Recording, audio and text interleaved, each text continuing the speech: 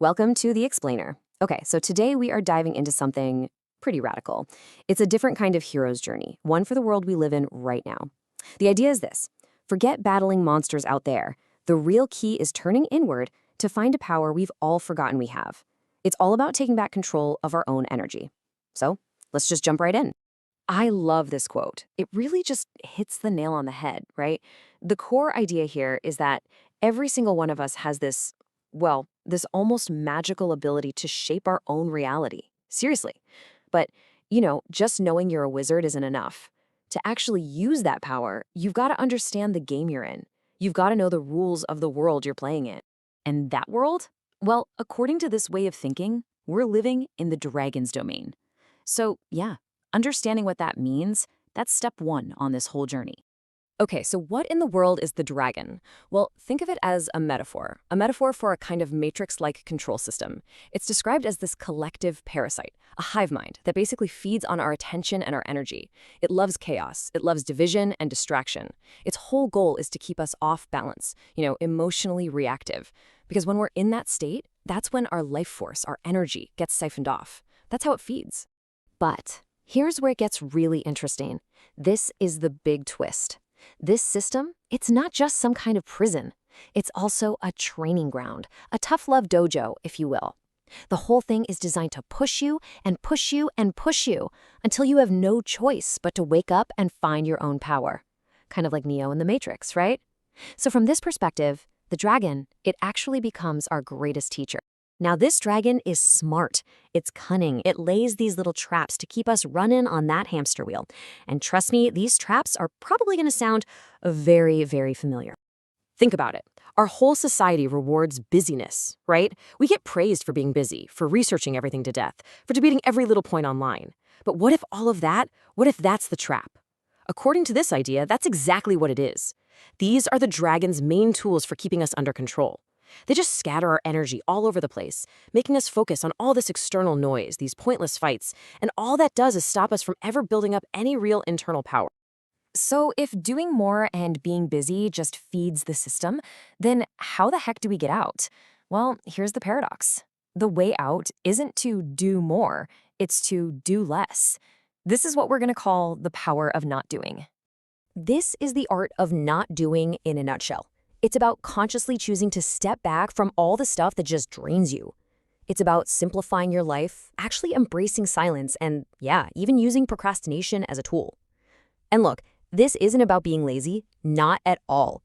It's about creating quiet, creating that inner space you can finally hear what your own inner voice has been trying to tell you all along.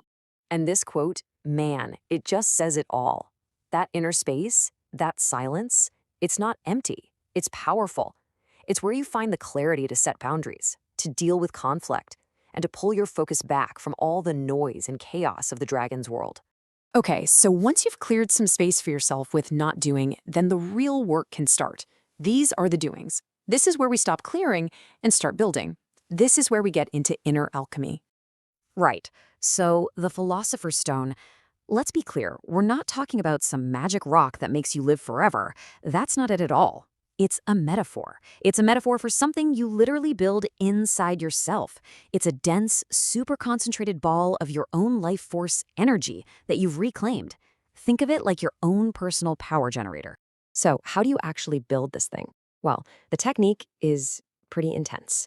It's about taking a real inventory of your life. You basically send your awareness back in time to moments of trauma, moments of loss, anywhere you felt your energy get drained away. And then, with your intention, with your breath, you pull that lost energy back. You literally breathe it back into your body and you pack it, you condense it right in your solar plexus. And you just keep doing that over and over. And over time, that practice is what builds your inner generator. It's what forges your stone. Okay, but why? Why go through all this trouble? Why do all this work just to reclaim energy?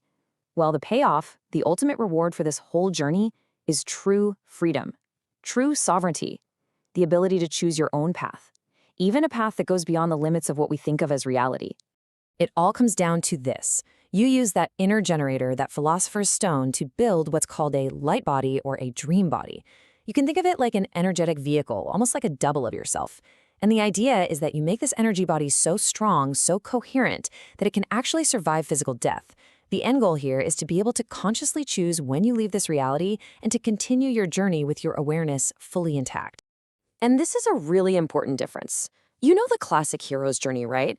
The hero goes out, slays the dragon, comes back with a treasure, and saves the village. Everyone celebrates. But in this version, what's called the trickster's journey, it's different. The hero doesn't slay the dragon. They learn from it. They gather the treasure, which is their own personal power, and then they use that treasure to, well, to exit the game completely. It's not about saving the village. It's about becoming a signpost that just says, hey, here's the way out. And really, if you take away only one thing from all of this, let it be this. The only way out is in. That's it. That's the whole framework, right there. All the searching for answers out there, for someone to save us, for that one more piece of information, it's all just a runaround. It's a distraction. Real power, real freedom. The only actual exit from the Dragon's Dojo is the path you take inside yourself. So let's wrap this up. The whole path isn't about fighting and destroying the dragon. It's about seeing it as a teacher. It's about stopping the energy leaks, pulling that power back into yourself, and then ultimately using it to rise above the whole game. So with all that in mind, I'll just leave you with this final question to think about on your own journey.